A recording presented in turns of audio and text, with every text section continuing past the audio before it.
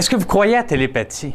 Avez-vous remarqué qu'il y a des gens, par exemple, dans des couples qui, quand ça fait 4, 5, 6 ans qu'on est ensemble, finissent par penser que l'autre va nécessairement deviner nos attentes et que c'est plus nécessaire de les communiquer?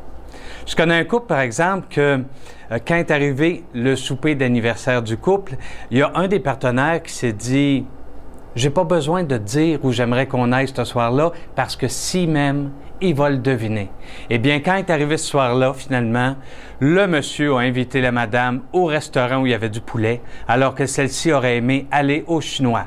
Toute la veillée, elle a boudé. Elle a boudé, puis l'autre se demandait pourquoi. Il suffisait simplement qu'elle dise « Je veux aller au chinois » et elle aurait eu du chinois. Dans la vie, il faut communiquer. Et puis c'est la même chose en affaires. Avez-vous remarqué qu'il y a des patrons qui oublient de communiquer à leurs employés ou à leurs partenaires même qu'est-ce qu'ils attendent d'eux autres? Avez-vous remarqué que si on ne dit pas à un employé ce qu'on attend vraiment, comment on va l'évaluer, comment on va s'y prendre pour décider s'il a fait un bon travail ou s'il a fait un mauvais travail, quelquefois cet employé-là va penser qu'il fait une bonne job alors qu'en réalité, on n'en est pas satisfait.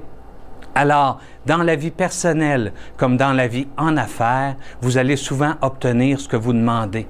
Gênez-vous pas. Ne vous attendez pas à ce que l'autre devine vos attentes. Dites simplement ce que vous aimeriez que l'autre fasse et vous allez être surpris du nombre de fois où c'est exactement ce que vous allez obtenir.